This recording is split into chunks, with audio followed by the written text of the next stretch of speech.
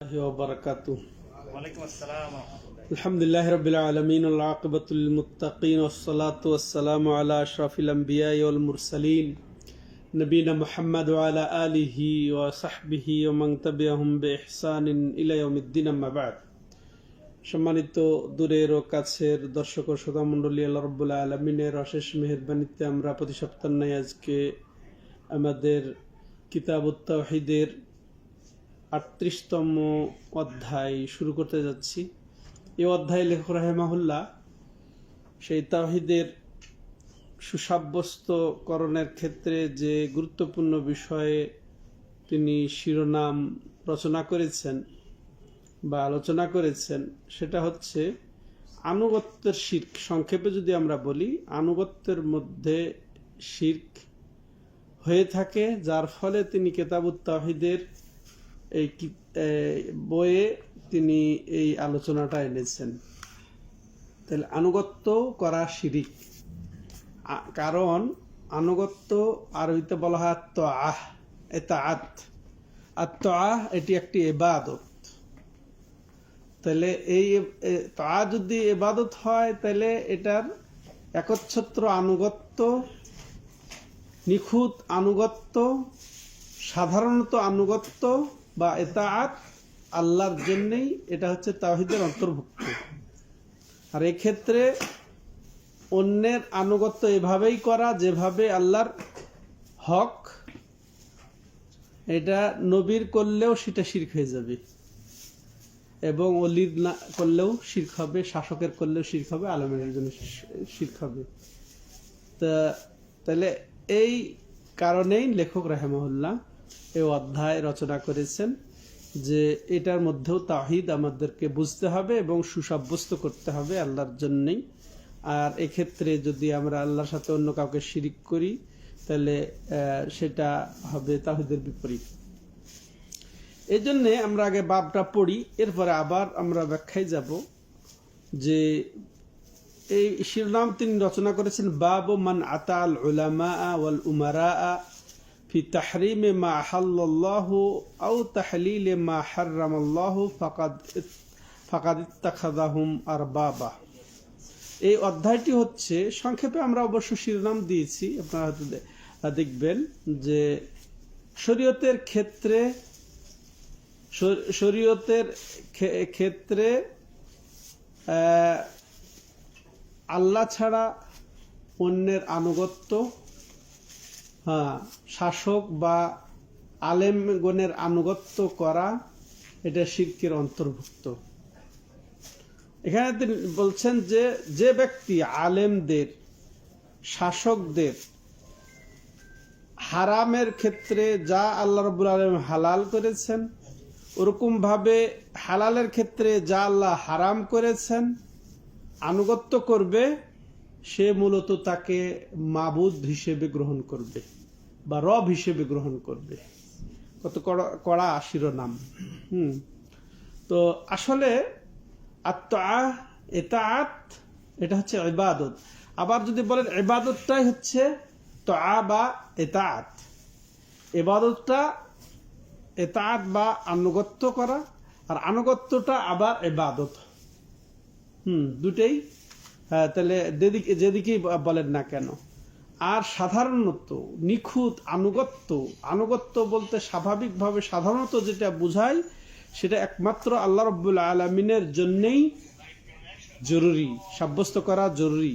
তাহলে আমরা জানি তাওহীদুল ইবাদা অর্থ হচ্ছে যে ইবাদতের ক্ষেত্রে আল্লাহকে একক বিশ্বাস, একক সাব্যস্ত করা। তো আজকের আলোচনা কি, যে আনুগত্যের ক্ষেত্রে আল্লাহকে একক বিশ্বাস ও একক সাব্যস্ত করা। আনুগত্যের ক্ষেত্রে অর্থাৎ নিখুঁত, সাধারণ, ব্যাপক আনুগত্য, এটা হচ্ছে একমাত্র আল্লাহর হক।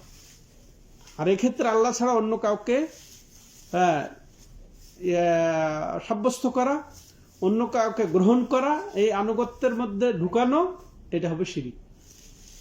তাহলে এই আনুগত্য একমাত্র আল্লাহর পাওয়া। আমাদেরকে এটা ভুল। আর তাহলে এই আনুগত্যর দাবি হচ্ছে যে আল্লাহর প্রতি ঈমান এবং আল্লাহর ইবাদত, এটার দাবি হচ্ছে কি, যে আমরা এগুলাকে বা আল্লাহ রাব্বুল আলামিনের হুকুম, বিধি বিধান, ফয়সালাকে এবং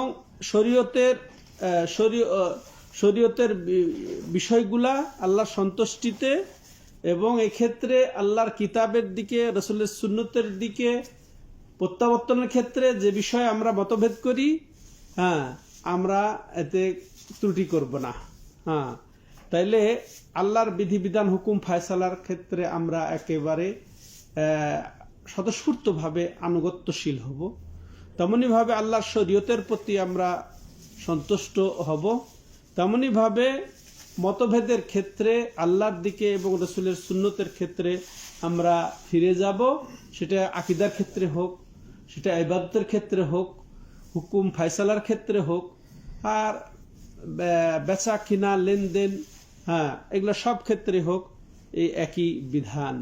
আর তাহলে বিচার ব্যবস্থা, হুকুম ফয়সালা, আল হুকমু কুল্লুহু লিল্লাহ, সব কিছুর হুকুম ফয়সালা একমাত্র আল্লাহ রাব্বুল আলামিনের জন্য। তাহলে এখান থেকে যদি বলা যায় যে এই আল্লাহর আনুগত্য হবে শর্তবিহীন। আল্লাহর ফয়সালা উপস্থিত, আল্লাহর ফয়সালা পেয়ে গেছি, বাস আমাদের একচ্ছত্র নিখুঁত আনুগত্য বাস্তবায়ন করতে হবে। তাহলে এই ক্ষেত্রে আমরা পেলাম। এরপরে রাসূলের আনুগত্য, এরপরে স্থান হচ্ছে রাসূলের আনুগত্য। আর আসলে এটা কিন্তু রাসূলের মূলত আলাদা আনুগত্য নয়। রাসূলের আনুগত্য মানেই আল্লাহর আনুগত্য, রাসূলের আনুগত্য মানেই আল্লাহর আনুগত্য। কারণ আল্লাহ রাব্বুল আলামিন এটাও বলেছেন, ওমা ইউতির রাসূল ফাকাদ আতা আল্লাহ, যে এই রাসূলের আনুগত্য করবে সে যেন আল্লাহরই আনুগত্য করলো। তাহলে রাসূলের আনুগত্য মানে আল্লাহর আনুগত্য। তাহলে ওটা আলাদা কিছু নয়। রাসূলের যে আমরা আদেশ নিষেধ মেনে চলি, সেগুলো মূলত কার? আল্লাহর। আল্লাহ তার সাক্ষ্য, আল্লাহ তার সাক্ষী দিয়ে বলছেন, ওমা ইয়ানতিকু আনিল হাওয়া ইন হুয়া ইল্লা ওয়াহয়ু ইউহা, এই রাসূল একটি কথাও বলেন না যতক্ষণ পর্যন্ত তাকে ওয়াহি না করা হয়, তাকে যতক্ষণ পর্যন্ত জানানো না হয়, তাকে তার প্রতি রিসালত না আসে বা তাকে ওয়াহি না করা হয়, ততক্ষণ পর্যন্ত তিনি কিছু বলেনও না, কিছু করেনও না। তাইলে তার করা, তার বলা, এটাই তো আনুগত্য। এটা মূলত কার আনুগত্য হলো? আল্লাহর আনুগত্য হলো। তো এখানে স্পষ্ট হয়ে গেল। এবার আসেন আর এক শ্রেণীর আনুগত্য। সেটা কার? আমিরদের, যেটা শাসকদের, যেটা আমাদের শিরোনাম, শাসকদের আনুগত্য এবং আলেমদের আনুগত্য। এটা আমরা করে থাকি, তাই কি না? তবে এই আনুগত্যটা শর্ত সাপেক্ষ। আগের আনুগত্য ছিল শর্তবিহীন, শর্তের এখানে কোনো সুযোগ নেই। আল্লাহর ফয়সালা, আল্লাহর পক্ষ থেকে যে ফয়সালা রাসূলের দ্বারা হয়েছে সেটা বাস্তব, তিনি করে দেখিয়েছেন। আর যেটা তিনি বলে নির্দেশ দিয়েছেন সেটা শর্তবিহীন, তাতে কোনো শর্ত আরোপ করা যাবে না। কিন্তু পরবর্তী তৃতীয় যেটা আনুগত্যের কথা বলছি, শাসক এবং আলেমদের আনুগত্য, এটা শর্ত সাপেক্ষ আনুগত্য। যদি এটা আল্লাহর আনুগত্যে হয়, আল্লাহর অনুসরণে হয়, আল্লাহর ইবাদত বান্দেগীর ক্ষেত্রে হয়, আল্লাহর শরীয়তের ক্ষেত্রে হয়, তাহলে তারও আনুগত্য করতে হবে। আর সেটাও ওই তো তার আনুগত্য হলো না মূলত। তাহলে আনুগত্যের তাওহীদ আমাদেরকে বুঝতে হবে কি? আনুগত্য বলতে সম্পূর্ণ আনুগত্য কার? আল্লাহ। আর এর উপরেই ভিত্তি হচ্ছে রাসূলের আনুগত্য, এর উপরে ভিত্তি হচ্ছে আলেম শাসকদের আনুগত্য। তাহলে মূল একটাই আনুগত্য, নিখুঁত আনুগত্য, ব্যাপক আনুগত্য একমাত্র আল্লাহর। আর এইটাই হচ্ছে তাওহীদ। একমাত্র আল্লাহর মানি তো তাওহীদ, আর অন্য কারো নয়। আর এটাই আল্লাহ রাব্বুল আলামিন সূরাতুন নিসার 59 নম্বর আয়াতে বলছেন যে ইয়া আইয়ুহাল্লাযীনা আমানু আতিউল্লাহা ওয়া আতিউর রাসূলা ওয়া উলিল আমরি মিনকুম ফাইন তানাযাতুম ফি শাইইন ফারুদ্দুহু ইলাল্লাহি ওয়ার রাসূল ইন কুনতুম তুমিনুনা বিল্লাহি ওয়াল ইয়াউমিল আখির যালিকা খায়রুন ওয়া আহসানু তাওয়িলা। ওহে ইমানদারগণ, আল্লাহ ইমানদারদেরকে সম্বোধন করছেন যে যারা তোমরা বিশ্বাস করো এবং স্বীকৃতি দাও অন্তর থেকে মুখ দিয়ে, এবং যারা আমল করো, যারা আনুগত্য করো, আমল করো যারা, তারা শোনো যে কি তোমরা আনুগত্য করো কার? আল্লাহর, তারপরে আনুগত্য কার? রাসূলের, এরপরে আনুগত্য করবে তোমরা তোমাদের আমিরদের। অর্থাৎ আমির বলতে এখানে দুই প্রকার লোককে বোঝানো হয়েছে, যেটা আমাদের শিরোনামে, তোমাদের শাসক এবং আলেমদের আনুগত্য করবে। এখানে আল্লাহ রাব্বুল আলামিন আতিউল্লাহ ও আতিউর রাসূল বলেছেন, ইতাআত করবে আল্লাহর এবং ইতাআত করবে রাসূলের। এরপরে কিন্তু আল্লাহ বলেন নাই আতিউল আমর, এবং তোমরা তোমাদের শাসকদের ইতাআত করবে, এটা বলেন নাই। এই শুধু এভাবে ছেড়ে দিয়েছে ওয়া উলিল আমরি মিনকুম, ওয়াও দিয়ে, যে এবং তোমরা আনুগত্য করবে শাসকদের, কিন্তু আনুগত্য শব্দটা উল্লেখ না করে আগে আনুগত্য ওটা ব্যবহার হয়ে গেছে। তাইলে ওর দ্বারা বোঝানো হচ্ছে কি, যে এটা স্বতন্ত্র কোনো আনুগত্য নয়, এই আনুগত্যর ভিত্তি হচ্ছে আল্লাহ। অর্থাৎ যে শাসক, যে আলেম, যে ইমাম, হ্যাঁ, কোরআন সুন্নাহ ভিত্তিক, আল্লাহ প্রদত্ত, রাসূল প্রদর্শিত বিধিবিধান, হুকুম, আহকাম, ফায়সালা, আমল, ইবাদত, শরীয়ত, এগুলার যার নির্দেশ দিবে তারও তোমরা আনুগত্য করো, তারও তোমরা অনুসরণ করো। তাইলে এটা আলাদা কিছু নেই। তাইলে এখানে এই আনুগত্য, আলেমদের আনুগত্য এখানে আলাদা কিছু নয়। কেউ যদি শুধু আলেমদের আনুগত্য করে বেদাত, কারণ এই আলেমদের মাধ্যমে, শাসকদের মাধ্যমে হয়েছে শরীয়ত পরিবর্তন।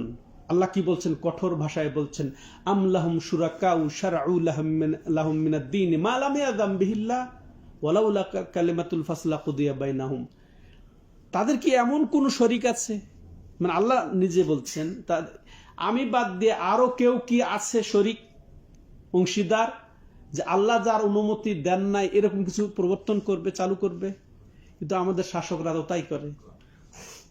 আল্লাহ যে বিধিবিধান দেন নাই, যে হুকুম দেন নাই, যার অনুমতি দেন নাই, সেগুলা বিধান চালু করে তারা বসে থেকে। কিসের মধ্যে? এটা এখানে আমাদের পার্থক্য বুঝতে হবে। দুনিয়াবি এই যে উপকার, দুনিয়ার স্বার্থে, যে শরীয়ত বিরোধী নয় এরকম নিয়ম কানুন আপনি নীতিমালা এগুলা প্রণয়ন করেন, সমস্যা নেই। কিন্তু সমস্যা কোথায়? যে নীতিমালা, যে বিধিবিধান, যে আইন কানুন এটা শরীয়তের সাথে সাংঘর্ষিক, শরীয়ত যেটাকে হালাল করেছে সেটা ওই যে সব বসা সেটাকে হারাম করে দিবে, বা শরীয়ত যেটাকে হারাম করেছে সেটা বৈশা সবাই মিলে, শাসকরা বা যারা আছে কর্মকর্তারা মিলে, পার্লামেন্টের সদস্যরা মিলে সেটাকে হালাল বানিয়ে নিবে, হারাম আছে হালাল করে নিবে, তারপর হালাল আছে হারাম করে নিবে।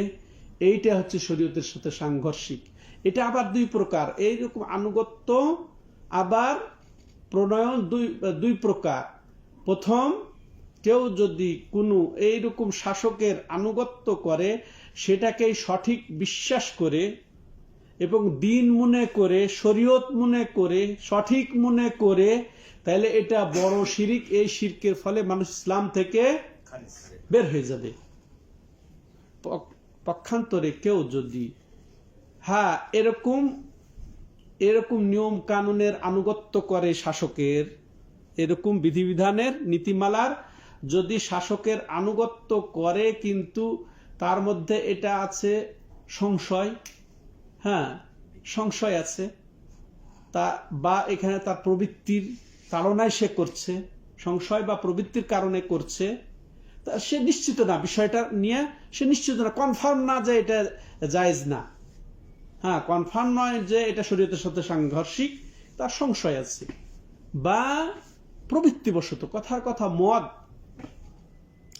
মদ সরকার লাইসেন্স দিয়ে দিয়েছে, সরকার লাইসেন্স দিয়েছে, জায়েজ, সরকার সরকারের আমরা আনুগত্য করার জন্য আল্লাহ বলেছেন, অতএব আমরা খাবো, সমস্যা কি? এটা হচ্ছে সংশয়, এটা হচ্ছে সংশয়। আবার কি প্রবৃত্তি, সবাই খাইতেছে, খায় না কেন, মানে নেশা প্রবৃত্তি, এই জন্য খাচ্ছে। তাহলে এটা বড় শিরিক নয়, এটা বড় শিরিক হবে না, তবে ছোট শিরিক হবে, গুনাহ কাবিরা গুনাহ। ঠিক আছে, বুঝে আসলো? হ্যাঁ, কিন্তু ওটাকে যদি একেবারে জায়েজ মনে করে, যে এটা আগের যুগে ছিল হারাম, এখন সবাই এটা ওপেন, এটাকে জায়েজ মনে করছে, ভালো মনে করছে, বাট শরীয়তে এটা কোনো বাধা নিষেধ কি আর আছে, শরীয়তেও জায়েজ করে নিল, এরকম মনে করে যদি খায় তাহলে বড় শিরক হবে। আশা করি বুঝতে পেরেছেন। হ্যাঁ, আর অথচ আল্লাহ রাব্বুল আলামিন রাসূল সাল্লাল্লাহু আলাইহি সাল্লাম যে ফয়সালা দিয়েছেন, যে সিদ্ধান্ত দিয়েছেন, ওটা আমরা আগে জানলাম যে এটা আল্লাহরই মূলত সিদ্ধান্ত এবং ফয়সালা। অতএব সেখানে আল্লাহ রাব্বুল আলামিন সূরা নিসার 65 নম্বর আয়াতে বলছেন কি, ফালা রাব্বিকা লা ইউমিনুন হাত্তা ইউহাক্কিমুকা ফীমা শাজারা বাইনাহুম সুম্মা লা ইয়াজিদু ফি আনফুসিহিম হারাজাম মিম্মা কাদাইতা ওয়া ইউসাল্লিমু তাসলিমা। আল্লাহ এখানে রাব্বুল আলামিন সর্বোচ্চ এখানে গুরুত্ব আরোপ করেছেন। প্রথমে আল্লাহ নেগেটিভ আকারে নাকচ করছেন, ফালা, এটা নয়, এটা হতেই পারে না। ওয়ারাব্বিকা, হে রাসূল, তোমার রবের কসম, ওয়ারাব্বিকা লা ইউমিনুন, আবার আল্লাহ কি বলছেন যে তারা মুমিন হতে পারে না। হ্যাঁ, তারা ঈমান আনতে পারে না। হাত্তা ইউহাক্কিমুকা ফীমা শাজারা বাইনাহুম, তারা যে বিষয়ে আপোষে মতভেদ করে সে বিষয়ে তোমাকে যদি ফায়সালাকারী মেনে না নিতে পারে। হ্যাঁ, হাত্তা ইউহাক্কিমুকা ফীমা শাজারা বাইনাহুম সুম্মা লা ইয়াজিদু ফি আনফুসিহিম হারাজা, তো ফায়সালার পরে তারা নিজের মনের মধ্যে কোনো রকমের দ্বিধাদ্বন্দ্ব পাবে না। হ্যাঁ, যে এটা এই সময় এটা মনে হয় উচিত না, বা এই সময়ের জন্য এটা ঠিকই আছে, এরকম দ্বিধাদ্বন্দ্ব পাবে না, বরং তোমার ফায়সালা পাবে সামি'না ওয়া আতা'না বলবে। হ্যাঁ, শুনেছে এবং তারা মানবে, দ্বিধাহীন চিত্তে শিরোধার্য করবে। যদি না করতে পারে তারা কখনোই তোমার রবের কসম তারা মুমিন নয়। সুবহানাল্লাহ। তাহলে এখানে মূলত হচ্ছে কি, যে কোনো কিছুকে যেটা আল্লাহ রাব্বুল আলামিন হালাল করেছেন, ওটা শাসক বর্গের কারণে বা আলেমরা ওটা বলেছে যে এটা হারাম, বাস ওটা সে হারাম মনে করে নেওয়া। আর আল্লাহ রাব্বুল আলামিন যেটাকে কি বললাম এর আগে, হালাল বললাম না হারাম, আল্লাহ যাকে হারাম করেছে আর শাসকরা সেটাকে হালাল বানিয়ে নিল, বা কোনো আলেম ওলামা এটাকে হারাম ফতোয়া দিয়ে দিল, আর এটাকে মেনে নেওয়াটা সেটা ওই শাসককে এবং ওই আলেমকে মাবুদ বানিয়ে নেওয়ার নামান্তর, মাবুদ বানিয়ে নেওয়া, রব বানিয়ে নেওয়া, এই মর্মেই হচ্ছে এই অধ্যায়। এখন এই বিষয়ে লেখক রাহিমাহুল্লাহ কি জন্য আনলেন, তাহলে বোঝা গেল যে এটা তাওহীদ। এই আনুগত্যটা, এই শরীয়ত প্রবর্তন, এই নিয়ম কানুন বিচার ফায়সালা, এটা প্রবর্তনের একমাত্র অধিকার কার? আল্লাহর। তাহলে আনুগত্যের অধিকার কার? একমাত্র আল্লাহর। এই ক্ষেত্রে শাসককে হোক আর আলেমকে হোক, এইভাবে অন্ধভাবে অনুকরণ করাটাই হচ্ছে শিরকের অন্তর্ভুক্ত। দলিল, এবার লেখক রাহিমাহুল্লাহ 3টি দলিল তার এই শিরোনামে উপস্থাপন করেছেন। প্রথম দলিল, এটা মুসনাদ ইমাম আহমদে উল্লেখ রয়েছে। এটা হাদিসটির বর্ণনাকারী হচ্ছেন আব্দুল্লাহ ইবনে আব্বাস রাদিয়াল্লাহু তাআলা আনহু। তিনি বলছেন, ইউশিকু আন তানজিলা আলাইকুম হিজারাতুম মিনাস সামা আকুলু ক্বালা রাসূলুল্লাহ সাল্লাল্লাহু আলাইহি সাল্লাম ওয়া তাকুলুনা ক্বালা আবু বকর ওয়া উমর। বলছে অতি সত্বর, একেবারে দ্রুতই মনে হচ্ছে তোমাদের উপরে আকাশ থেকে পাথর বর্ষণ হবে আযাব হিসেবে। আমি বলছি রাসূলুল্লাহ বলেছেন, আর তোমরা বলছো আবু বকর উমর বলেছেন। চিন্তা করেছেন? ওয়াজ শেষ, চিন্তা করেছেন? সে কে বলছেন? আব্দুল্লাহ ইবনে আব্বাস রাদিয়াল্লাহু তাআলা আনহু, যিনি রাইসুল মুফাসসিরিন, তুরজুমানুল কোরআন, হিবরুল উম্মাহ, হ্যাঁ, ও তো পণ্ডিত, তিনি কোরআনের সবচেয়ে বড় পণ্ডিত।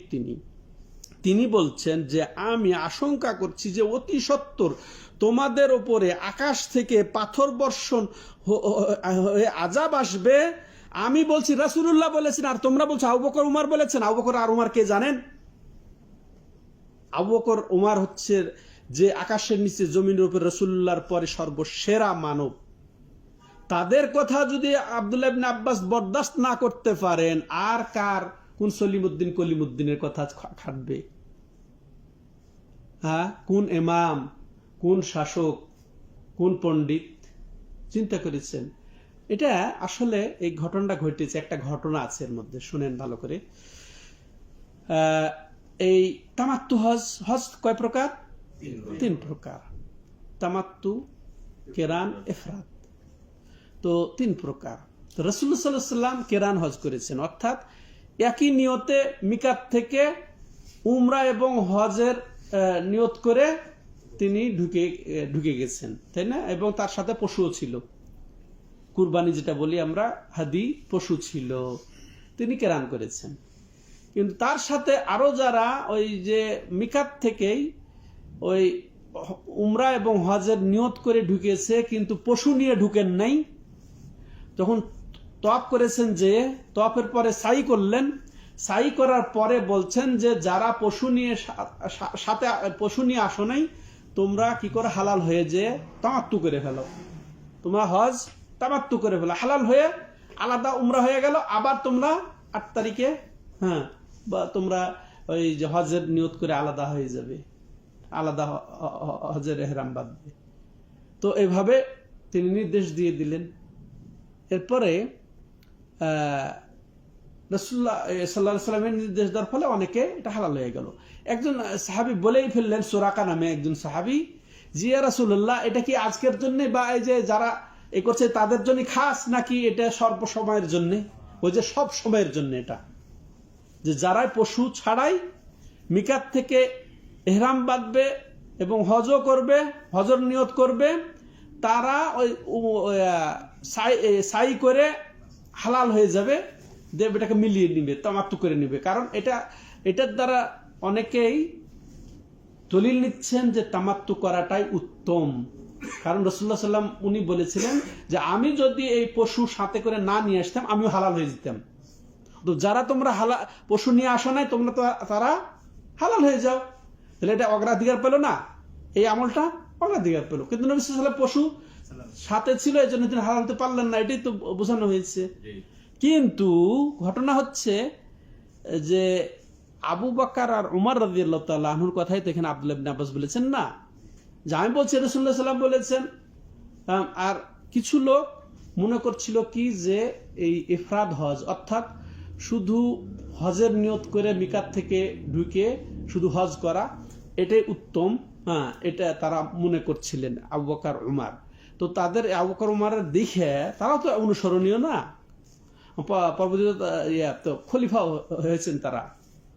তো তারা মনে করতে লেগেছেন কি যে আব্বাস রাদিয়াল্লাহু তাআলা আনহু বলছেন যে তামাত্তু হচ্ছে এটা উত্তম, বরং আব্দুল্লাহ ইবনে আব্বাস রাদিয়াল্লাহু তাআলা আনহু তামাত্তু করাটাকে ওয়াজিব মনে করে নিয়েছেন। কারণ রাসূলুল্লাহ সাল্লাল্লাহু আলাইহি ওয়াসাল্লাম তাদেরকে যেন নির্দেশনার মতো দিলেন, যে নির্দেশ বললেন যে তোমরা হালাল হয়ে যাও, তোমরা তামাত্তু করে ফেলো। তাহলে সাধারণ নির্দেশ রাসূলের ওয়াজিব বুঝায় না। এই জন্য আব্দুল্লাহ ইবনে আব্বাস ওয়াজিবের মনে করে তিনি বলছেন যে এটা ওয়াজিব বা তামাত্তু উত্তম। আর অন্যরা বলছেন কি যে না, ইফরাদ উত্তম, আবু বকর উমর রাদিয়াল্লাহু তাআলা আনহু বলেছেন। তখন তিনি এইভাবে একেবারে শাসিয়ে হুমকি দিয়ে বলছেন কি, আমি বলছি রাসূলুল্লাহ বলেছেন, এটা রাসূলের সুন্নাত, আর তোমরা বলছো আবু বকর উমর বলছেন। চিন্তা করেছেন? তাহলে রাসূলের ইয়ার কাছে কারো কথা খাটবে না, এটা কারো কথা খাটবে না। হ্যাঁ, এটাই এখানে বোঝানো হয়েছে সম্মানিত দর্শক ও শ্রোতা মণ্ডলী। তাহলে এখান থেকে আমরা যেটা বুঝলাম যে আকল কে প্রাধান্য দিলে চলবে না। আকলে বলছে যে যেটা জিনিস, কিন্তু হাদিস যদি উপস্থিত হয়ে যায়, সহিহ হাদিস যদি উপস্থিত হয়ে যায়, সেটাই আমাকে মানতে হবে। তাহলে দেখেন এই অধ্যায়ের সাথে আমাদের কিতাবের যেটা মিল সেটাও আমরা জেনেছি। আর সেখানে এই শেখ সালেহ আল ফৌজান হাফিজাহুল্লাহ বলছেন যে এই অধ্যায়টা হচ্ছে কি, যে আল্লাহ রব্বুল আলমিনের আনুগত্য করা, ইতাআত করা, এটা স্রষ্টার আনুগত্য করা, এটা এখানে নির্ধারণ হয়ে গেছে। আর এছাড়া আর অন্য কোনো সৃষ্টির কোনো আনুগত্য চলবে না। তবে যদি শুধু একান্তই আল্লাহর কথার কথা আমি বললাম 5 ওয়াক্ত সালাত আদায় করেন, তো এটা তো আনুগত্য করবেনই আপনি, 5 ওয়াক্ত সালাত আদায় করা। কিন্তু এই ক্ষেত্রে আপনার আনুগত্য জরুরি, আলেমদের আনুগত্য জরুরি। হ্যাঁ, এই ক্ষেত্রে আনুগত্য করতে পারবেন।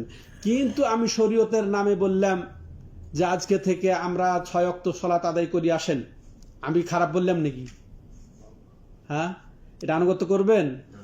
কারণ এটা স্রষ্টার অবাধ্যতা। এটা যদিও ইবাদতের দিকে আমি আহ্বান করলাম, কিন্তু এটা স্রষ্টার অবাধ্যতা, রাসূলের অবাধ্যতা। কারণ এটা বিধান আসে নাই। হ্যাঁ, তাহলে শরীয়তের ক্ষেত্রে এরকম প্রবর্তন করাটাই হচ্ছে, যদি এই আলেমের যদি আনুগত্য করা হয়, সেটা তাকে রব বা মাবুদ বানিয়ে নেওয়া, সেটা তাকে রব এবং মানমন। আর আরেকটা হাদিস এসেছে, লা তাআতা লি মাখলুকিন ফি মাসিয়াতিল খালিক, যে স্রষ্টার অবাধ্যতায় কোনো সৃষ্টির আনুগত্য জায়েজ নয়। সে যতই বড় হুজুর হন না কেন, যতই বড় ইমাম হন না কেন, যতই বড় শাসক হন না কেন, যেখানে স্রষ্টার অবাধ্য হয়ে যাচ্ছে, আল্লাহর অবাধ্যতা আসছে, সেখানে কারো কোনো আনুগত্য জায়েজ নেই, বরং শিরক হয়ে যাবে, শিরক হয়ে যাবে। হ্যাঁ, তাহলে এখানে আমরা এটা পেলাম। এখানে আরেকটা জিনিস উল্লেখযোগ্য হচ্ছে কি, যে এখানে রব বানিয়ে নেওয়া বলছে, কোন আলেম ওলামাকে হালাল এবং হারামের বিষয়ে রব বানিয়ে নেওয়ার অর্থ মাবুদ বানিয়ে নেওয়া। রব এবং মাবুদ দুটো খুব গুরুত্বপূর্ণ শব্দ, রব এবং মাবুদ।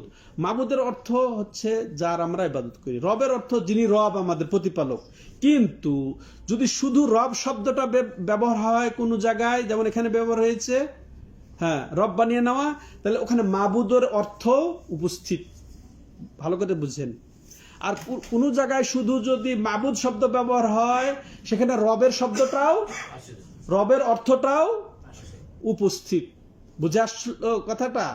যদি দুইটা শব্দ, রব এবং মাবুদ শব্দটা, রব এবং এলা শব্দটা একই হাদিস একই আয়াতে ব্যবহার হয়, তাহলে রবের অর্থ তখন আলাদা, আর এলা বা মাবুদের অর্থ তখন আলাদা। রবের অর্থ তখন কি? এই যে রুবুবিয়াত, আল্লাহ আমাদের রব, আল্লাহ আমাদের স্রষ্টা, আল্লাহ আমাদের মালিক, আল্লাহ আমাদের নিয়ন্ত্রক, আল্লাহ আমাদের রিজিকদাতা, সব ওখানে পাওয়া যাবে। তখন এলার অর্থ হবে মাবুদ, অর্থাৎ তিনি যেহেতু রব, তিনি যেহেতু স্রষ্টা, অর্থাৎ তিনি একমাত্র আমাদের মাবুদ। বুঝে আসছে? এখানে রব বানিয়ে নেওয়া হালাল হারামের ক্ষেত্রে অর্থ এখানে মাবুদ বানিয়ে নেওয়া, এটা আমরা যেন বুঝি। হ্যাঁ, তাহলে রাসূলের প্রতি ঈমান, তাহলে দাবি হচ্ছে কি, যে রাসূলের আনুগত্য করতে হবে এবং রাসূলের কথাকে অগ্রাধিকার দিতে হবে।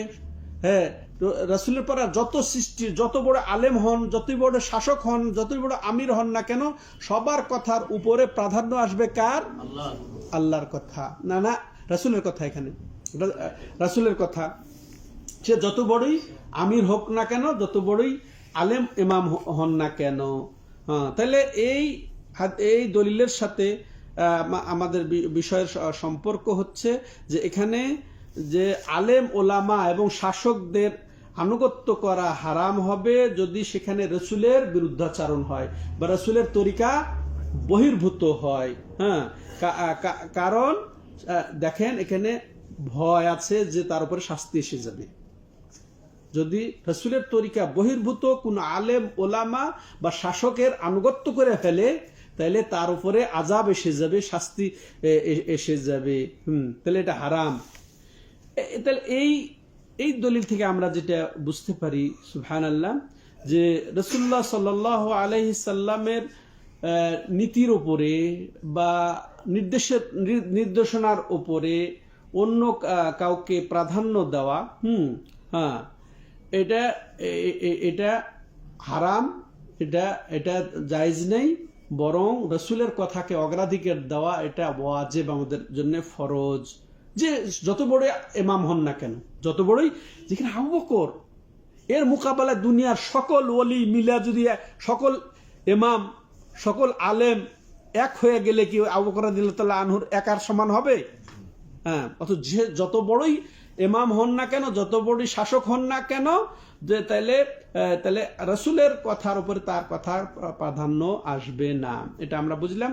দ্বিতীয়ত, যে রাসূলুল্লাহ সাল্লাল্লাহু আলাইহি ওয়াসাল্লাম এর বিরুদ্ধাচরণে আযাব এসে যেতে পারে, যেটা আব্দুল্লাহ ইবনে আব্বাস আশঙ্কা করেছেন, যে আমি আশঙ্কা করি তোমাদের উপরে আকাশ থেকে পাথর এসে তোমাদের উপরে শাস্তি হবে। তাহলে শাস্তি আসতেই পারে, তাই না?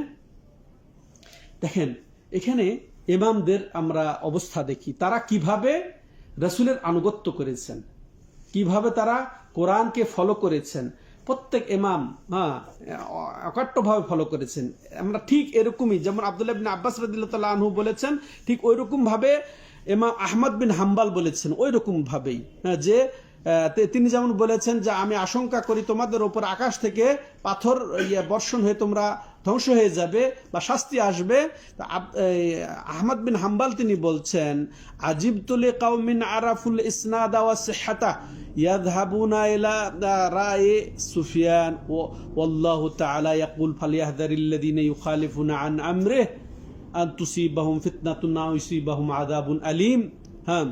যে আহমদ বিন হাম্বাল রাহিমাহুল্লাহ তিনি বলছেন যে আমি আশ্চর্য হই ওই জাতির উপরে, ওই লোকদের উপরে আমি আশ্চর্য হই, যে যারা হাদিস সহি হিসেবে জানলো, তার সূত্র সহি সূত্রে প্রমাণিত সেটা জানলো, এবং সেটা বিশুদ্ধ হাদিস, এটা জানার পরে তারা যাবে কোথায়? সুফিয়ান সাউরির কথার দিকে যাবে, সুফিয়ান সাউরির মতের দিয়ে। আর সুফিয়ান সাউরি কে জানেন? ইনিও প্রখ্যাত তাবেঈ, প্রখ্যাত তাবেঈ, প্রখ্যাত মুহাদ্দিস, মহাপণ্ডিত শরীয়তের, আনুগত্যশীল অনুসরণীয় একজন ইমাম তিনি ছিলেন। তারপরও ইমাম আহমদ বিন হাম্বাল বলছেন কি, যে আমি ওই সমস্ত লোকদের উপরে আশ্চর্য হই যে যারা রসুলের হাদিস সহি সূত্রে সে জেনেছে, বুঝেছে, তার কাছে এসেছে, আর সে সুফিয়ান সাউরির মতের কাছে যাচ্ছে। আমি আশ্চর্য হই। এরপরে তিনি কোরআনের ওই আয়াতটা পড়লেন, যে আল্লাহ যে বলেছেন ফালিয়াহযারিল্লাযীনা ইউখালিফুনা আন আমরিহি, তারা সতর্ক হয়ে যাক, তারা হুঁশিয়ার হয়ে যাক, যারা ওই রাসূলের কোনো কথার বিরুদ্ধাচরণ করে, রাসূলের এই কথার বা হেদায়েতের বা তরিকার ভিন্ন মত পোষণ করে, তারা যেন সতর্ক হয়ে যাক। কিসের? দুইটা জিনিসের। আন তুসিবাহুম ফিতনাহ, তাদের উপর ফিতনা পতিত হবে, আও আযাবুন আলীম, বা ভয়ানক আযাব আসবে। এখানে দুইটা অর্থ তাফসীরকারকরা বলেছে। একটা, যে ফিতনা মানে দুনিয়াতেই তাদের উপরে ফিতনা পতিত হবে, দুনিয়াতেই তারা, আর আখিরাতে তাদের জন্য ভয়ানক শাস্তি। চিন্তা করেছেন কাদের? যে রাসূলের কোন তরিকার, কোন পদ্ধতির, কোন নিয়ম নীতির, কোন ফায়সালার যারা বিরুদ্ধাচরণ করবে, তারা সতর্ক হয়ে যাক, যে তাদের উপর ফিতনা অর্পিত হবে। আর ফিতনা, এরপরে বলা হচ্ছে, যে এরপরে বলা হচ্ছে আতাদরি, ইমাম আহমদ বিন হাম্বাল বলছেন আতাদরি মাল ফিতনা, তোমরা কি জানো ফিতনা কি? তিনি বলছেন আল ফিতনা হচ্ছে আর শিরকে পতিত হবে, অর্থাৎ গুনাহে পতিত হবে, আল্লাহর অবাধ্যতায় পতিত হবে। একটা ছোট্ট যদি রাসূলের হাদিসের বিরুদ্ধাচরণ করে ফেলে, সুন্নতের বিরুদ্ধাচরণ করে ফেলে, ওই কারণে তাদের অন্তরটা বেঁকে যাবে, দিয়ে তারা ভয়ানক ফিতনা, কুফরে পতিত হয়ে যেতে পারে, শিরকে পতিত হয়ে যেতে পারে। লাআল্লাহু, এখানে তিনি আরো বলছেন, লাআল্লাহু ইযা রাদ্দা বাদা কাউলিহি আন ইয়াকা ফি কালবিহি শাই মিনা যিগি ফায়াহলিক। সুবহানাল্লাহ। আরো তিনি স্পষ্ট করে বলছেন কি, যে অথচ সে রাসূলের এই সুন্নতটাকে বিশুদ্ধ সূত্রে সে জানে, এটা সে এলেম পেয়েছে, এরপরে সে তার কোনো একটা পুরা সব রাসূলের সব কথা, সব নীতি, সব আদর্শ, সব তরিকা প্রত্যাখ্যান করা বা বিরোধিতা করা জরুরি নয়, বরং রাসূলের কোনো সুসাব্যস্ত সহিহ সূত্রে পাওয়া এরকম যদি কোনো সুন্নতকে সে যদি প্রত্যাখ্যান করে, অবজ্ঞা করে, অস্বীকার করে, হ্যাঁ, তাহলে সে কি করে, তাহলে অবশ্যই তার অন্তর বেঁকে যাওয়ার কারণে, গুনাহে পতিত হওয়ার কারণে তার সে কি হবে, সে ধ্বংস হয়ে যাবে, সে ধ্বংস হয়ে যাবে। আল্লাহু আকবার। কারণ এটা একটা গুনাহ। হ্যাঁ, রাসূলের কোন একটা হাদিসকে অস্বীকার করে নেওয়া, এটা একটা গুনাহ।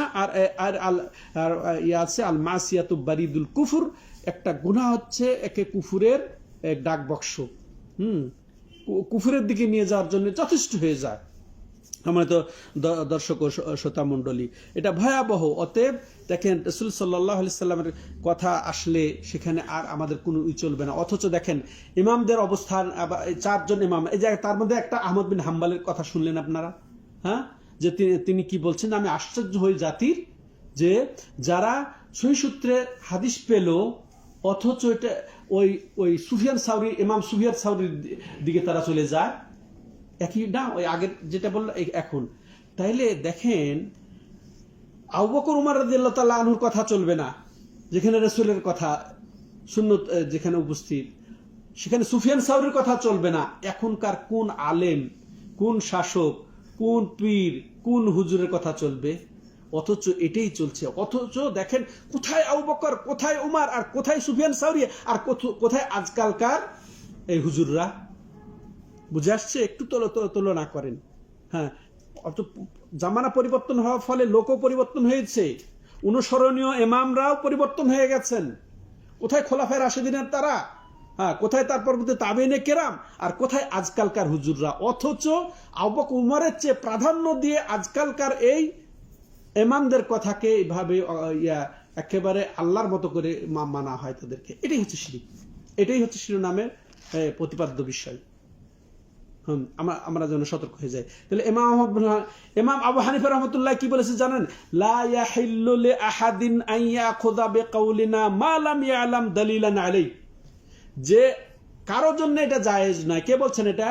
যার নামে আমরা মাযহাব তৈরি করে আমরা হানাফি দাবি করি। ওই ইমাম আবু হানিফা রাহমাতুল্লাহ আলাইহি বলছেন কি, যে কারোর জন্য এটা জায়েজ হবে না যে সে আমাদের কথাকে নিবে যতক্ষণ পর্যন্ত সে এর ব্যাপারে দলিল জানবে না। দলিল জানা ছাড়াই আমাদের নামে তার কাছে কথা পৌঁছেছে আর গ্রহণ করে নিল অন্ধভাবে। আমাদের শিরোনাম দেওয়া হয়েছে অন্ধভাবে যদি কেউ মানে, তাহলে ইমামের কথা অন্ধভাবে মানাটার পরিণাম কি? হ্যাঁ, এটা জায়েজ নেই। ইমাম বলে দিয়েছেন এটা জায়েজ নেই। হ্যাঁ, এরপরে দেখেন ইমাম শাফি রাহমাতুল্লাহ আলাইহি, ইযা সাহহাল হাদিস ফাদরিবু কওলি আরদাল হায়াত ফাহুয়া মাযহাবি। হ্যাঁ, যদি সহিহ হাদিস পাও, সহিহ সুন্নাত পাও, তাহলে আমার কথাকে একেবারে দেওয়ালে ছুঁড়ে মারো, আর সেটাই হচ্ছে আমার মাযহাব। আর কোনো কিছু বাকি থাকলো?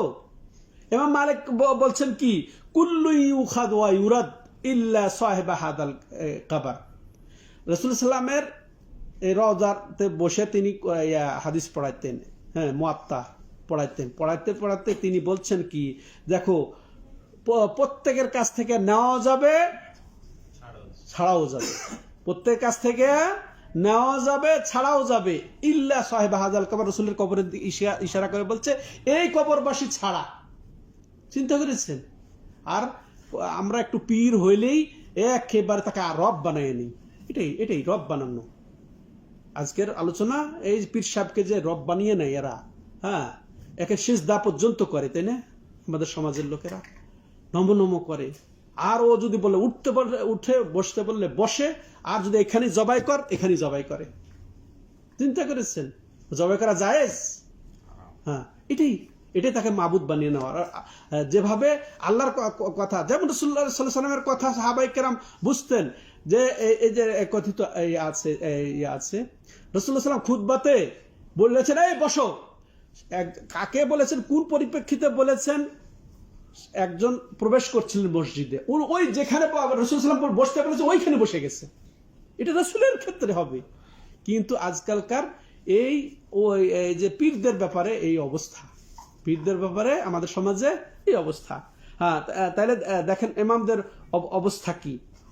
এখানে সুলাইমান বিন আব্দুল্লাহ রাহেমাহুল্লাহ তিনি তাইসুরুল আজিজুল হামিদের এই ব্যাখ্যা কিতাবুত তাওহীদের ব্যাখ্যাতে তিনি এই বিষয়টা উল্লেখ করেছেন যে আসলে যার কাছে দলিল সহ পৌঁছে গেছে তার জন্য এগুলো হারাম। যে কথা বললাম, অন্ধভাবে অনুকরণ করা, অন্য কারো অনুকরণ করা হারাম, জায়েজ নেই। কিন্তু তার কাছে দলিল পৌঁছে নেই আসলে, হ্যাঁ সে অবশ্য কি করবে, নির্ভরযোগ্য, তবে তাকে আল্লাহ জ্ঞান দিয়েছেন, দেখে যাচাই বাছাই করে সঠিক আলেম ওলামার সে অনুসরণ করবে। হ্যাঁ, দলিল পৌঁছে গেলে সব শেষ। দলিল পৌঁছে গেলে দুনিয়ার আর কোনো মানুষের আর কোন তোয়াক্কা করা যাবে না, যত বড় হুজুর হোক না কেন। আমরা এটা বলছি না যে এই আমরা হুজুরের ভুল ধরছি বা আলেমদের ভুল ধরছি বা ইমামদের আমরা ভুল ধরছি না, এর অর্থ এই না। আবু বকর উমর কি ভুল ধরছিলেন আব্দুল্লাহ ইবনে আব্বাস? না, এখানে যে রাসূলের কথা সেখানে আর কারো দিকে তাকানো যাবে না, কারো সম্মানের দিকে তাকানো যাবে না, বরং এটা আর দুনিয়াতে এক রাসূল ছাড়া কেউ মাসুম হবে না, হয়েছে। অতএব উনি ভুল করতেই পারেন, উনি তো ওয়াহি আসে না, ওনার কাছে তো ওয়াহি আসে না যে উনি যা বলবেন একেবারে হক কথা। এই যে আমি যে কথা বলছি এত কথা, তো আমার অন্ধ অনুকরণ করলে কি আপনার নিরাপদ থাকবেন? ঈমান আকীদা নিরাপদ থাকবে না। আমি মানুষ, এটাই মনে করতে হবে। দলিল আপনাদের জানার অধিকার আছে, দলিল আপনার জানার অধিকার আছে, দলিল সহ জানবেন। দলিল পৌঁছে গেলে হ্যাঁ বাস, আর কারো কোনো কথা, ব্যক্তিগত কথার দিকে কোনো তাকানোর কোনো সুযোগ নেই। মানে সময় তো, অথচ দেখেন অনেক মানুষই কি করে যে এই যে নীতিটা, এই নীতিকে প্রত্যাখ্যান করে, তারা কিতাব সুন্নাহকে প্রত্যাখ্যান করে কোন ব্যক্তির কথাকে সেইভাবে শিরোধার্য করে যেভাবে কোরআন হাদিসকে শিরোধার্য করা উচিত ছিল। এইভাবে এটা অহরহ, আর কোরআন সুন্নাহকে তারা প্রত্যাখ্যান করে। অথচ দেখেন সহিহ বুখারী পড়েন তারা, সহিহ মুসলিম পড়েন তারা, এখানে যে আকীদার কথা আছে, যে ঈমানের বর্ণনা আছে, যে তাওহীদের বর্ণনা আছে, সহিহ বুখারী কিতাবুত তাওহীদ যেভাবে সুসাব্যস্ত করা আছে, এটা পড়া হয়, পড়ানো হয়। কিসের কারণে পড়া হয়? আমলের জন্য নয়, এখান থেকে আকীদার গ্রহণের জন্য নয়, এখান থেকে রাসূলের সুন্নত পাওয়ার জন্য নয়, সুন্নতকে সুসাব্যস্ত করার জন্য নয়, বরং ওই যে বরকতের জন্য বা ডিগ্রির জন্য। হ্যাঁ, দাওরা পাশ করেছে, সহিহ বুখারী পড়ছে, হ্যাঁ কুতুবুস সিত্তা শেষ করেছে, এই সুনামের জন্য। এটা একটা এই দাওরা পাশের ডিগ্রি পাবে, এই সার্টিফিকেট দিয়ে আবার সে পড়াবে, এটার জন্যে। তো এটাই হচ্ছে আপত্তির জায়গা, এটাই হচ্ছে আপত্তির জায়গা। আল্লাহ এদেরকে হেদায়েত করুক, আল্লাহ রাব্বুল আলামিন। হ্যাঁ, সম্মানিত দর্শক ও শ্রোতা মণ্ডলী, দেখেন হাদিস একটা কেউ যদি অস্বীকার, দেখেন স্পষ্ট হাদিস, এরা সাধারণত কি করে, এই সমাজের লোকেরা এই যে এই রাসূলের সুন্নতকে এত হেয়, এত তুচ্ছ তাচ্ছিল্য বা এত ছোট, এত নগণ্য মনে করে। আর বলছেন কি, আমি বলছি রাসূলুল্লাহ বলেছেন, আর তুমি বলছো আবু বকর উমর বলছেন। আর একটা রোগ দেখেন এদের, এরা আবার জ্ঞান দিয়ে মাপবে, এরা হাদিসকে, রাসূলের সুন্নতকে জ্ঞান দিয়ে মাপবে। যদি বিবেকসম্মত হয় তাহলে গ্রহণ করবে, বিবেকসম্মত না হলে থাক। আমি নিজে এগুলা জানি, এবং এইসব আলেম ওলামাদের সাথে কথা হয় এবং এদের লেখা পড়েছি। এরা কবরের আযাবকে দিব্যি অস্বীকার করে অনেকে।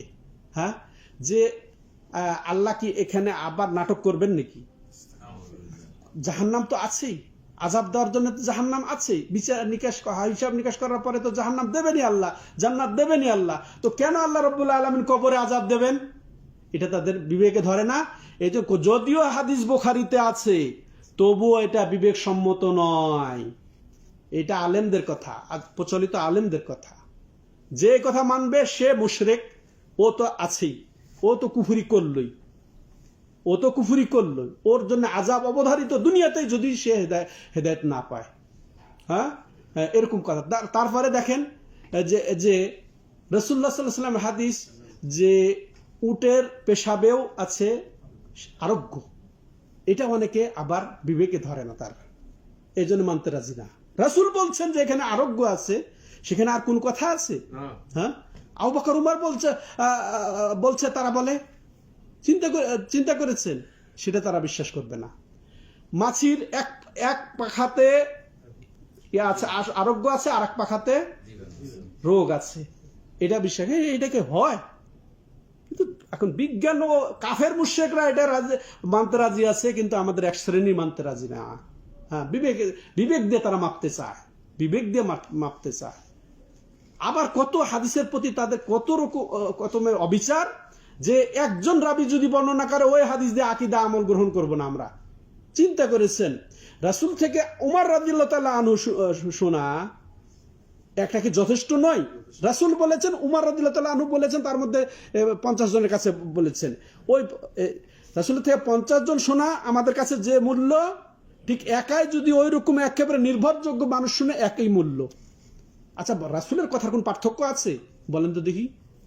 কিন্তু এরা বলে না, একজন যদি বর্ণনা করে কোন পর্যায়ে, হ্যাঁ, একজনের বর্ণনা দ্বারা আমরা এটা নেব না, ওটাকে তো আরো তুড়ি মারে উড়িয়ে দিবে যদি ওটা বিবেকের বহির্ভূত হয়। বুখারী মুসলিমের যদি মুতাওয়াতির হাদিস হয়, ওটারই কোনো ইয়া নাই যদি বিবেক বহির্ভূত হয়। আর যদি একজন বর্ণনাকারী হাদিস হয়, এক তবকার হাদিস একজন হয়, তাহলে তো কোন গেছেই গেছে। তাহলে আমাদের রোগ এটা, মাতুরিদীদের বড় রোগ। মাতুরিদের একটা মূলনীতি হচ্ছে যে খবরে ওয়াহিদকে প্রত্যাখ্যান করা, আর একটা মূলনীতি কি, যে বিবেক দিয়ে হাদিসকে মাপা। হ্যাঁ, এরা হচ্ছে এই ভয় ভীতির ক্ষেত্রে এদেরকে যেন সতর্ক করা হয়েছে। এবার শুনুন। তাহলে আহমদ বিন হাম্বলের যে হাদিসের যে আমরা পেলাম, সেটা থেকে আমরা দুইটা জিনিস আমরা গ্রহণ করব, দুইটা শিক্ষা ভালো করে শুনি আমরা। যে এখানে দলিল ছাড়া কারো অন্ধ অনুকরণ করা যাবে না। কোরআন হাদিসের দলিল ছাড়া কোনো আলেম, কোনো শাসকের অন্ধ অনুকরণ করা যাবে না। তাহলে এটা আমরা প্রথম বুঝলাম। আর তাহলে অন্ধ অনুকরণ করা, অন্ধভাবে কারো আনুগত্য করা, এটা হচ্ছে হারাম, এটা আমরা জানলাম, বরং শিরকের পর্যায়ে চলে যাবে। আরো যেটা জানলাম যে হ্যাঁ, যদি দলিল না পৌঁছে, দলিল তার জানা বুঝা না হয়ে থাকে, তাহলে সে এক বিশ্বাসযোগ্য আলেম ওলামা, ত্রুটি করা যাবে না বাছাই করাতে, সেই ক্ষেত্রে তার আনুগত্য জায়েজ হবে। এরপর তৃতীয় হাদিস এবং শেষ হাদিস, এটাও গুরুত্বপূর্ণ হাদিস। সেটা কি? আন আদি ইবনে হাতিম রাদিয়াল্লাহু তাআলা আনহু আন্নাহু সামিআ আন-নবিয়্য সাল্লাল্লাহু আলাইহি ওয়াসাল্লাম ইয়াকরা হাযিহিল আয়া ইত্তাখাযু আহবারাহুম ওয়া রুহবানাহুম আরবাবাম মিন দুনিল্লাহ ইলা আখিরিল আয়া, সূরা তাওবার 31 নম্বর আয়াত। আদি বিন হাতেম প্রখ্যাত সাহাবী, ইনি মাশাআল্লাহ প্রখ্যাত সাহাবী, নবম হিজরি তিনি ইসলাম কবুল করেছেন, মারা গেছেন তিনি 78-এ। আদির বাপের নাম কি? হাতেম তাই। হাতেম তাইয়ের নাম অবশ্যই শুনেছেন। আরবরা অনারবরা সবাই শুনেছেন তার। তিনি প্রসিদ্ধ কিসে? দানশীলতায়, মেহমানদারিতে। মেহমানদারি, দানশীলতা তার বিশ্বজোড়া খ্যাতি। হ্যাঁ, এটা এখন প্রবাদ হয়ে গেছে, তা হাতেম তাই হয়ে গেছে রে, বলে না মানুষ। কেউ যদি বড় দানশীল হয়, হাতেম তাইয়ের চেয়ে বড় দানশীল। এটা একটা উপমা, এটা একটা দৃষ্টান্তের বিষয় হয়ে গেছে। তারই ছেলে আদি। হাতেম তাই ও তো মারা গেছে, ও যা পাওয়ার পেয়ে গেছে দুনিয়াতে খ্যাতি। রাসূলকে যখন বলেছেন, আদি বলতে গেছিল যে আমার বাবা এই এত এত এত দান করেছে, এত এত মেহমানদারি, অসহায়ের সহায় ছিলেন, এই ছিলেন সেই ছিলেন, যা চেয়েছে সে পেয়ে গেছে। কি চেয়েছিল সে? আর জিকির, মানে তার চর্চা হোক সেটা চেয়েছিল, চর্চা হচ্ছে, হবে, সেটা রাসূল দেখেন। তিনিও বুঝেছেন যে তার চর্চা কিয়ামত কাল পর্যন্ত থেকেই যাবে। তো যা চেয়েছে সেটা পেয়ে গেছে, কিন্তু পরকালে তার কোনো অংশ নেই। ঠিক আছে, সেই আদি, হ্যাঁ, হাতেম তাইয়ের ছেলে আদি, উনি বর্ণনা করছেন যে তিনি নিজে বলছেন নিজের কথা, যে তিনি যখন রাসূলুল্লাহ সাল্লাল্লাহু আলাইহি ওয়াসাল্লামকে পড়তে শুনলেন, ইত্তাখাযু আহবারাহুম ওয়া রুহবানাহুম আরবাবাম মিন দুনিল্লাহ, যে এই ইহুদিরা এবং খ্রিস্টানরা, ইহুদিরা তাদের আলেমদেরকে, দেখেন, ইহুদিরা তাদের আলেমদেরকে এবং খ্রিস্টানরা তাদের দরবেশদেরকে, হ্যাঁ, আল্লাহকে বাদ দিয়ে রব বানিয়ে নিয়েছে, অর্থাৎ মাবুদ বানিয়ে নিয়েছে। এখানে যেটা রব এবং মাবুদের অর্থ যেটা বললাম না, এখানে রব বানিয়ে নেওয়ার অর্থ কি? মাবুদ বানিয়ে নিয়েছে। হ্যাঁ, তখন দেখেন এই আয়াত যখন রাসূলুল্লাহ সাল্লামের মুখে কে শুনলেন? আদি শোনার পরে বলছে ফাকুল, তো আমি বললাম রাসূলুল্লাহ সাল্লামকে, ইন্না লাসনা নাবুদুহু, আমরা তো তাদের ইবাদত করি না। এই যে আপনি বললেন আলেমদের এবং দরবেশদের কে এরা মাবুদ বানিয়ে নিয়েছে, আমরা তা করি নাই তাদের ইবাদত।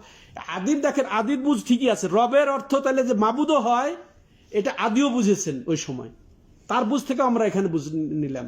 হ্যাঁ ঠিক আছে, রব বানিয়ে না বলছে না বুধুহুম, আমরা তো তাদের ইবাদত করি না। অথচ আল্লাহ বলছেন কি যে আর বাবার রব বানিয়ে নেওয়া, আর এই বলছেন যে না আমরা তো তাকে মাবুদ বানিয়ে নেই। তাহলে রবের অর্থ মাবুদও হয়, এটা স্পষ্ট হলো এখানে আরো। তো এরপরে দেখেন, তখন বলছে যে আমরা তো কেমনে তাদেরকে মাবুদ বানাইলাম। আর আদির এখানে বুঝছিল যে মাবুদ বানানোর অর্থ হচ্ছে কি, যে সিজদা করা, রুকু করা, হ্যাঁ, তার কাছে সাহায্য চাওয়া, তাকে ডাকা, এটাই মনে করেছিলেন। তখন এবার দেখেন ব্যাপারটা এই যে আজকের শিরোনামে আসেন। এখন তার রাসূলুল্লাহ সাল্লাল্লাহু আলাইহি ওয়াসাল্লাম বলছেন, আলাইসা ইউহাররিমুনা মা হাল্লাল্লাহু ফাতুহাররিমুনা, দেখো যে তারা অর্থাৎ এই যে তোমাদের এই যে যারা দরবেশ এবং যারা তোমাদের এই যে শাসক গোষ্ঠী বলো, আর তোমাদের যা আলেম ওলামারা, তারা যেগুলাকে হারাম বলতো, আল্লাহ যেটাকে হালাল করেছে, তো তারা তোমরা কি সেটাকে হারাম করে নিতে না? ওয়া ইউহিল্লুনা মা হাররামাল্লাহু ফাতুহিল্লুনা, এবং তারা যেটাকে হালাল বলতো, যেটা আল্লাহ হারাম করেছে, তোমরা কি সেটাকে হালাল করে নিতে না? আদিকে জিজ্ঞাসা করছেন কে? রাসূলুল্লাহ সাল্লাল্লাহু আলাইহি ওয়াসাল্লাম। তখন আদি এখন আর কি উত্তর দেবে এটা ছাড়া? বালা, হ্যাঁ এটা করতাম। বুঝেছেন ভালো করে? এই যে পীর গুলা, এই যে সব হুজুররা যা বলবে তাই, এখানে জবাই করবে, তাই না? মানে সে যা বলবে সেটাই বিশ্বাস করতে হবে, যা করতে বলবে সেটাই করতে হবে। এটাই তো তাদেরকে মাবুদ বানিয়ে নেওয়া। হ্যাঁ এইরকম হতো। তো কালা ফাতিলকা ইবাদাতুহুম, তো নবী সাল্লাল্লাহু আলাইহি ওয়াসাল্লাম বলতে এটাই হচ্ছে তাদের ইবাদত করা। তাহলে আনুগত্যের মধ্যে এটা শিরক। এটা কি এক কথায়? আনুগত্যের মধ্যে শিরক। তাহলে আনুগত্যটা ইবাদত। প্রথমে আমরা শিরোনাম ভূমিকায় বলেছি আনুগত্যটা ইবাদত, আর ইবাদতটাই আনুগত্য। আত্মা ইবাদা ওয়াল ইবাদা আত্মা।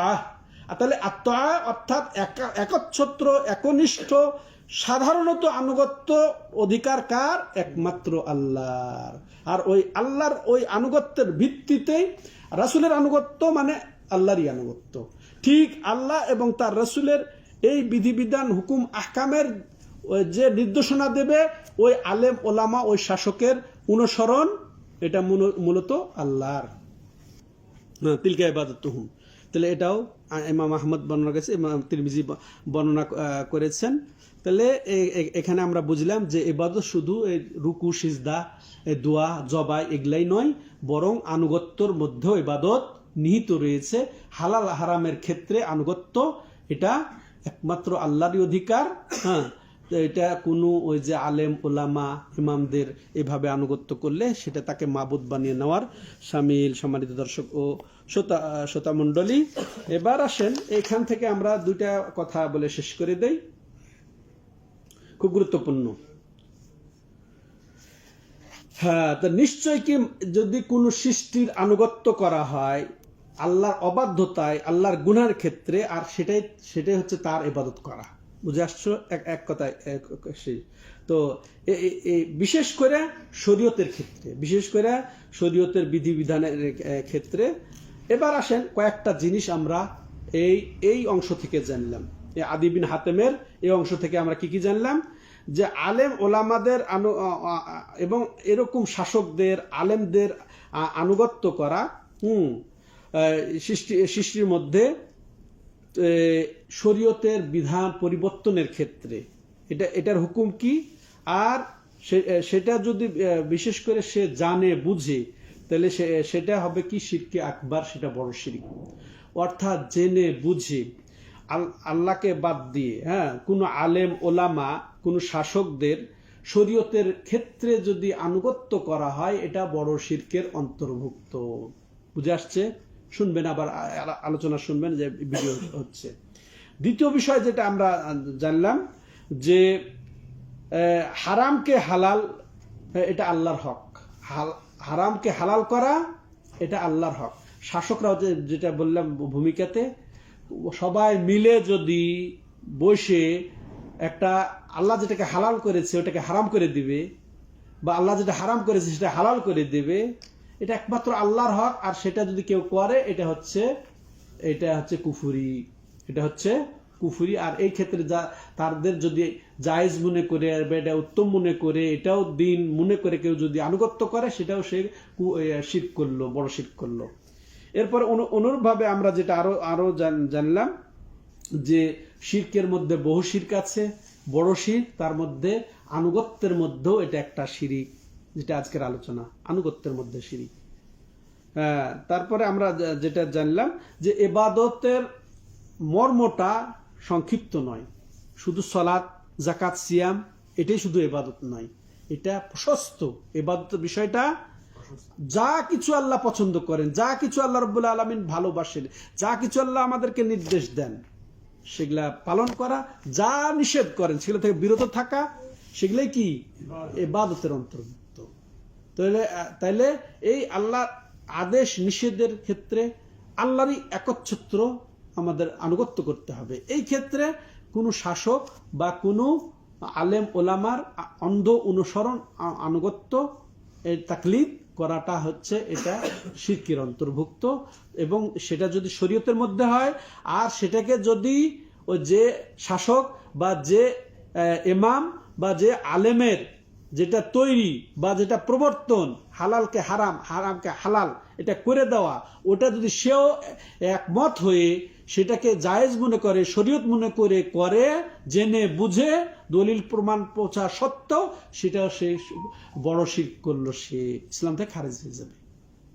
আর যদি ও তো বললাম সংশয় বা প্রবৃত্তির তাড়নায় যদি করে, তাহলেও সেটা ছোট শিরক, গুনার দিক দিয়ে কাবিরা গুনাহ।